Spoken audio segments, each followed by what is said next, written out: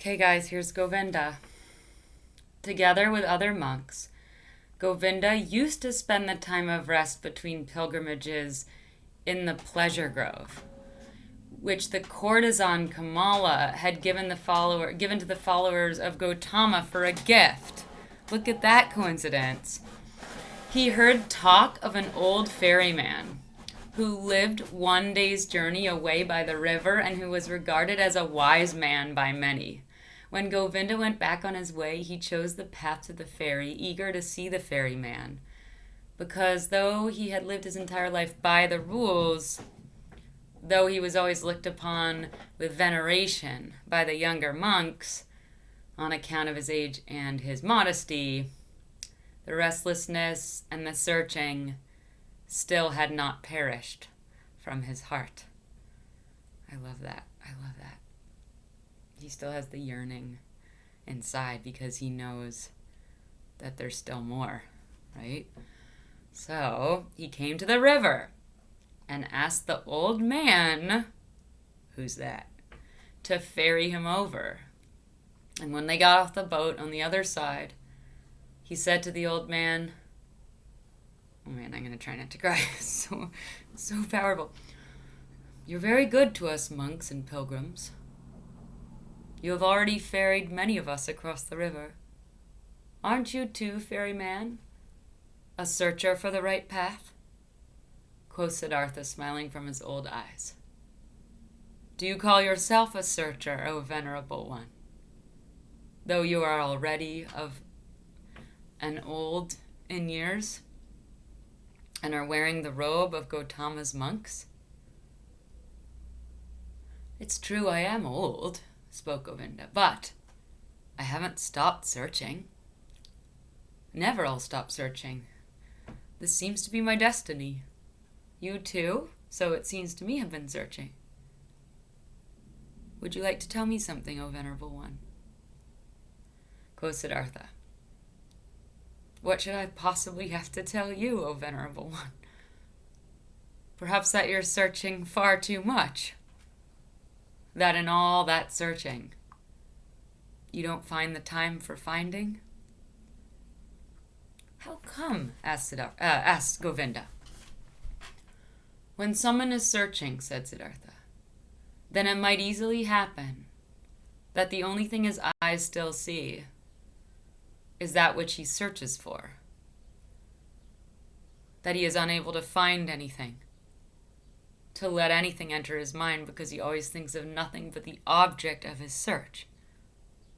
Because he has a goal, because he is obsessed by the goal. Searching means having a goal, but finding means being free, being open, having no goal. Guys, I think that really applies to right now because, you might be thinking of your life in terms of, okay, once we get out of this, then I'm going to do this, and then this is going to happen, and then it's going to do this, and you have, kind of an ending sight in mind, but because we don't know what's happening or what's going to happen, even though there's all kinds of predictions, we kind of just accept what is. You, O venerable one, are perhaps indeed a searcher, because striving for your goal, there are many things you don't see, which are directly in front of your eyes. I don't quite understand yet, asked Govinda. What do you mean by this? Quoth Siddhartha, a long time ago, O venerable one, many years ago, you've once before been at the river and have found a sleeping man by the river, and have sat down with him to guard his sleep. But, O Govinda, you do not recognize the sleeping man. Astonished as if he had been the object of a magic spell, the monk looked into the ferryman's eyes. Are you Siddhartha? He asked with a timid voice. I wouldn't have recognized you this time as well. From my heart, I'm greeting you, Siddhartha. From my heart, I'm happy to see you once again. You've changed a lot, my friend. And so, you've now become a ferryman. In a friendly manner, Siddhartha laughed. A ferryman, yes, many people, Govinda. Many people have to change a lot. have to wear many a robe? I am one of those, my dear. Be welcome, Govinda, and spend the night in my hut. Govinda stayed the night in the hut and slept on the bed, which used to be Vasudeva's bed. Many questions he posed to the friend of his youth, many things Siddhartha had to tell him from his life. When in the next morning the time had come to start the day's journey, Govinda said, not without hesitation, these words. Before I'll continue on my path, Siddhartha, permit me to ask one more question. Do you have a teaching?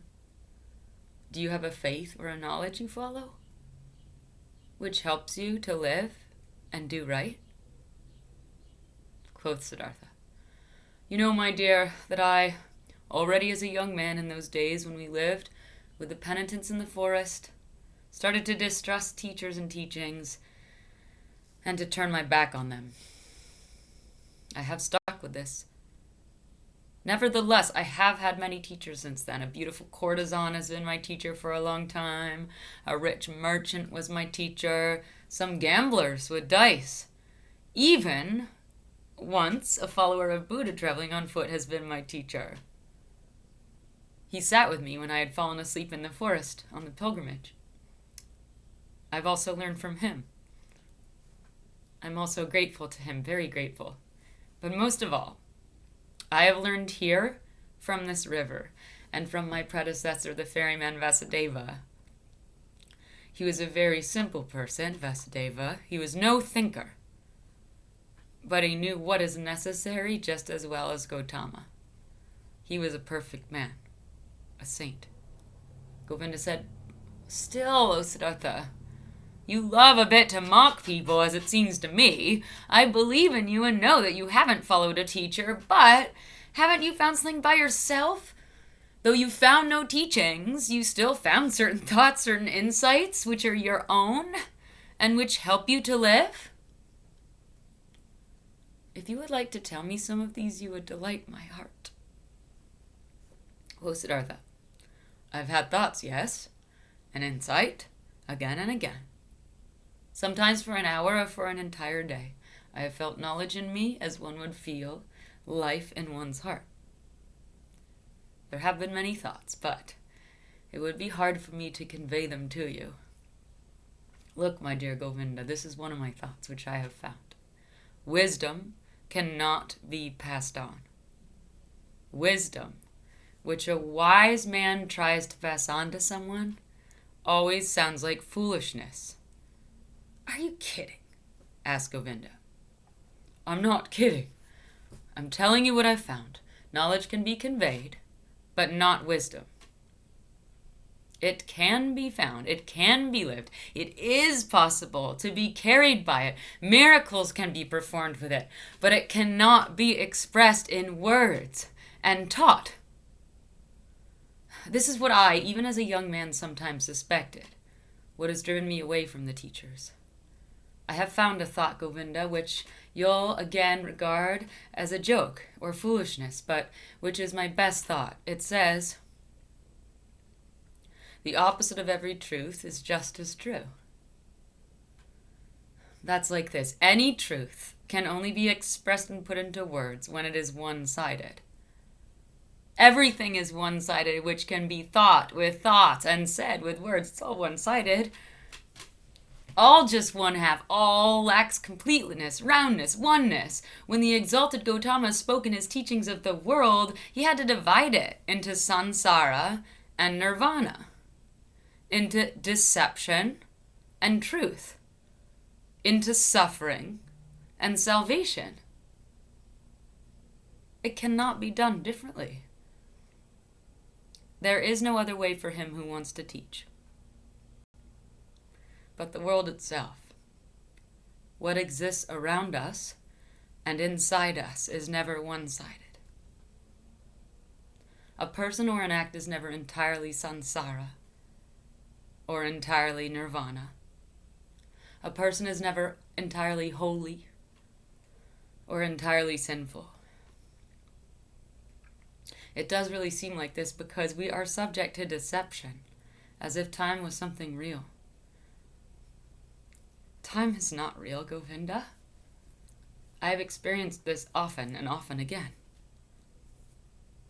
And if time is not real, then the gap which seems to be between the world and the eternity, between suffering and blissfulness, between evil and good, is also a deception. How come? Asked Govinda timidly. Listen well, my dear, listen well. The sinner, which I am, and which you are, is a sinner, but in times to come he will be Brahma again. He will reach the nirvana. He will be Buddha. And now see, these times to come are a deception, are only a parable. The sinner is not on his way to become a Buddha.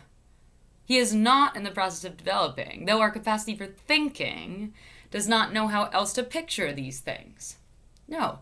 Within the sinner is now and today already the future Buddha. His future is already all there.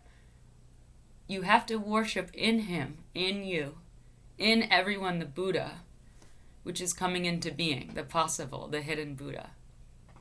The world, my friend Govinda, is not imperfect or on a slow path towards perfection. No, it is perfect in every moment. All sin already carries the divine forgiveness in itself. All small children already have the old person in themselves. All infants already have death. All dying people, the eternal life.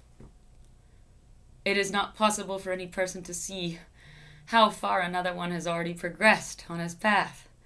In the robber and dice gambler, the Buddha is waiting. In the Brahmin, the robber is waiting. In deep meditation, there is the possibility to put time out of existence, to see all life which was, is, and will be as if it was simultaneous. And there everything is good. Everything is perfect. Everything is Brahman. Therefore, I see whatever exists as good. Death is to me like life, sin like holiness, wisdom like foolishness. Everything has to be as it is. Everything only requires my consent, only my willingness, my loving agreement, to be good for me, to do nothing but work for my benefit, to be unable to ever harm me. I have experienced on my body and on my soul that I needed sin very much. I needed lust, the desire for possessions, vanity, and needed the most shameful despair in order to learn how to give up all resistance, in order to learn how to love the world. In order to stop comparing it to some world I wished, I imagined, some kind of perfection I had made up, but to leave it as it is, and to love it, and to enjoy being a part of it. These, O Govinda, are some of the thoughts which have come into my mind. Siddhartha bent down and picked up a stone from the ground and weighed it in his hand. This here, he said, playing with it, is a stone, and it will, after a certain time, perhaps turn into soil. And will turn from soil into a plant or an animal or a human being. In the past, I would have said this stone is just a stone. It is worthless. It belongs to the world of the Maya. But because it might be able to become also a human being and a spirit in the cycle of transformations, therefore, I also grant it importance. Thus, I would perhaps have thought in the past, but today I think this stone is a stone. It is also animal, it is also God, it is also Buddha. I do not venerate and love it because it could turn into this or that, but rather because it is already and always is everything. And it is this very fact, it is that the stone, that it appears to me now and today as a stone. This is why I love it and see worth and purpose in each of its veins and cavities, in the yellow and the gray and the hardness, in the sound it makes when I knock at it, in the dryness or wetness of its surface. There are stones which feel like oil or soap, and others like leaves, others like sand. And every one is special and praise the Om in its own way. Each one is Brahman. but simultaneously and just as much it is a stone. It is oily or juicy, and this very fact, which I like and regard as wonderful and worthy of worship. But let me speak no more of this. The words are not good for the secret meaning. Everything always becomes a bit different. As soon as it is put into words, it gets distorted a bit silly. Yes, and this is also very good, and I like it a lot, but I agree with this. That this, what is man's treasure and wisdom, always sounds like foolishness to another person. Govinda listened silently. Why have you told me this about the stone? He asked hesitantly after a pause. I did it without specific intention, or perhaps what I meant was that love, this very stone in the river, and all these things we were looking at, and from which we can learn, I can love a stone, Govinda, and also a tree or a piece of bark. These are things, and things can be loved, but I cannot learn words. Therefore, teachings are no good for me. They have no hardness, nor softness, no colors, no edges, no smell, no taste. They have nothing but words. Perhaps it are these which keep you from finding peace. Perhaps it is the very words. Because salvation and virtue as well, samsara and nirvana as well, are mere words, Govinda. There is no thing which would be nirvana. There's just the word nirvana. Quoth Govinda. Not just a word, my friend, is nirvana, it's a thought. Siddhartha continued. A thought, it might be so. I must confess to you, my dear, I don't differentiate between much thoughts and words. To be honest, I also have no high opinion of thoughts. I have a better opinion of things. Here on this ferry boat, for instance, a man has been my predecessor and a teacher, a holy man who has for many years simply believed in the river and nothing else. He had noticed that the river spoke to him, and he learned from it, and it educated and taught him. The river seemed like a god to him. For many years he did not know that every wind, every cloud, every bird, every beetle was just as divine, and knows just as much and can teach just as much as the worshipped river. But when this holy man went into the forests, he knew everything. He knew more than you and me, without teachers, without books, because he had believed in the river. Govinda said, but is that what you call things? Actually, something real, something which has existence? Isn't it just a deception of the Maya? Just an image and an illusion, your stone, your tree, your river? Are they actually a reality? This too, spoke Siddhartha, I do not care very much about. Let the things be illusions or not. After all, I would then also be an illusion, and thus they are always like me. This is what makes them so dear and worthy of veneration for me. They are like me, therefore I can love them. And this is now a teaching you will laugh at. Love. Oh, Govinda seems to me to be the most important thing of all. To thoroughly understand the world, to explain it, to despise it, it may be the thing great thinkers do. But I'm only interested in being able to love the world, not to despise it, not to hate it and me, to be able to look upon it and me and all beings of love and admiration and great respect. This I understand, spoke Govinda, but this very thing was discovered by the Exalted One to be a deception. He commands benevolence, clemency, sympathy, tolerance, but not love. He forbade us to tie our heart in love to earthly things. I know it, said Siddhartha. His smile shone golden. I know it, Govinda, and behold, with this we are right in the middle of the thicket of opinions, in the dispute about words. For I cannot deny my words of love are in a contradiction, a seeming contradiction with Gautama's words. For this very reason, I distrust in words so much, for I know that this contradiction is a deception. I know that I am in agreement with Gautama. How should he not know love? He who has discovered all elements of human existence and their transitoriness and their meaninglessness, and yet loved people this much. To use a long, laborious life only to help them, to teach them. Even with him, even with your greatest teacher, I prefer the thing. over the words, place more importance on his acts and life than on his speeches, more on the gestures of his hand than his opinions, not in his speech, not in his thoughts. I see his greatness only in his actions in his life. For a long time, the two old men said nothing. Then spoke Govinda while bowing for a farewell. I thank you, Siddhartha, for telling me some of your thoughts. They are partially strange thoughts.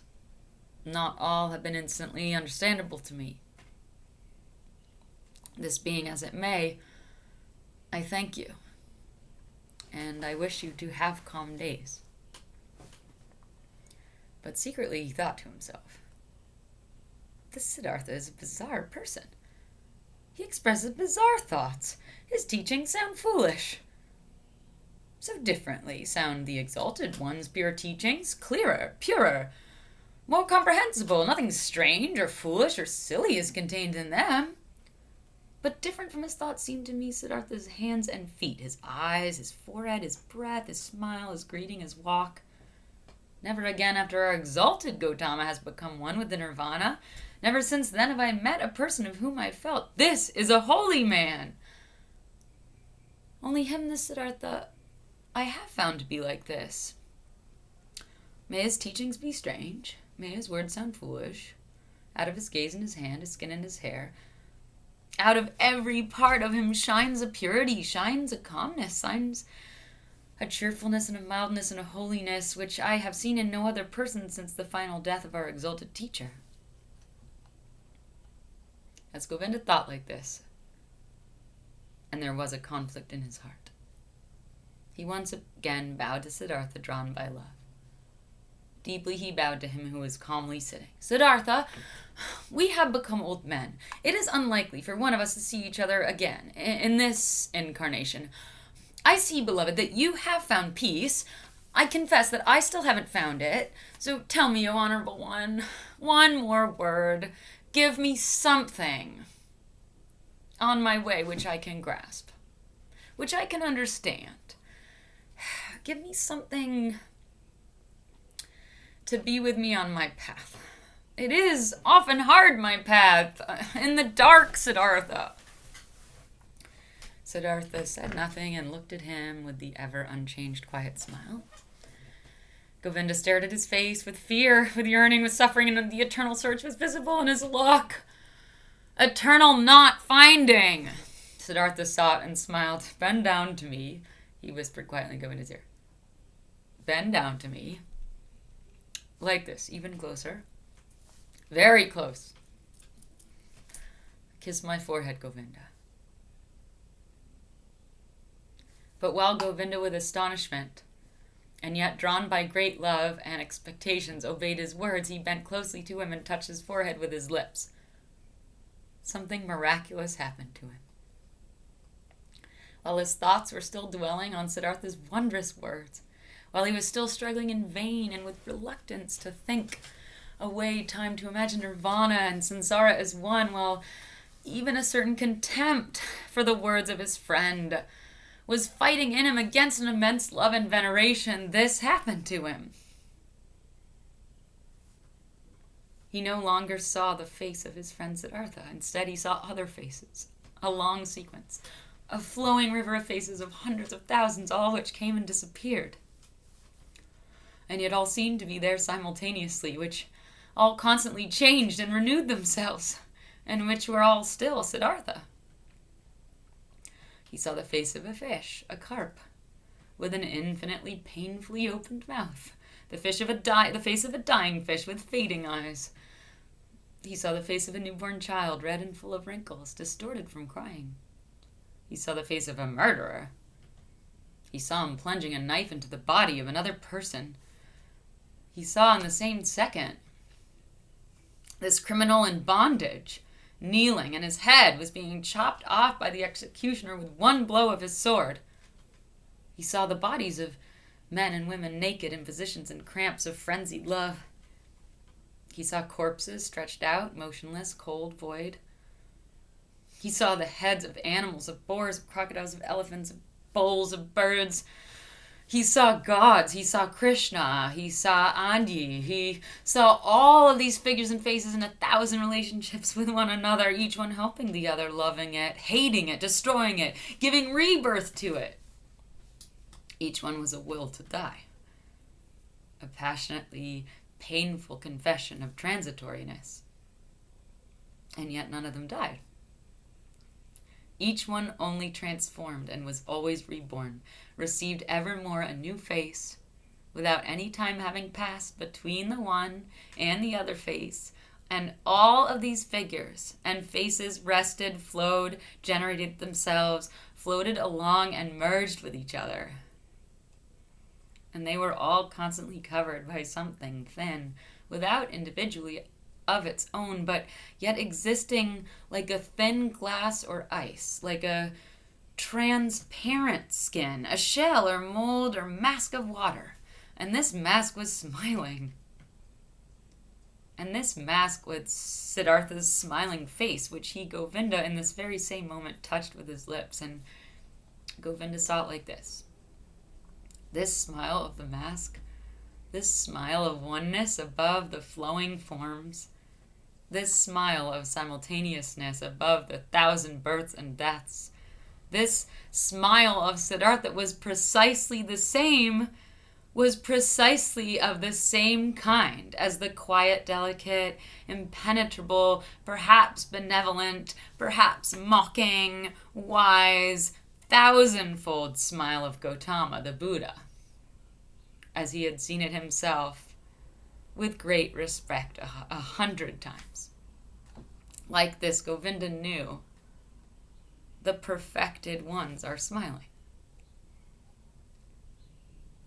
Not knowing anymore whether time existed, whether the vision had lasted a second or 100 years, not knowing anymore whether there existed a Siddhartha, a Gautama, a me, and a you, feeling in this innermost self as if he had been wounded by a divine arrow, the injury of which tasted sweet, being enchanted and dissolved in his innermost self, Govinda still stood for a little while bent over Siddhartha's quiet face, which he had just kissed, which had just been the scene of all the manifestations, all the transformations, all existence. The face was unchanged. After under its surface, the depth of the 1,000-foldness had closed up again. He smiled silently, smiled quietly and softly, perhaps very benevolently, perhaps very mockingly, precisely as he used to smile, the exalted one. Deeply Govinda bowed. Tears he knew nothing of ran down his old face. Like a fire burnt that feeling of the most intimate love, the humblest veneration in his heart. Deeply he bowed, touching the ground. Before him, who was sitting motionlessly, whose smile reminded him of everything he had ever loved in his life. What had ever been valuable and holy to him in his life. The end.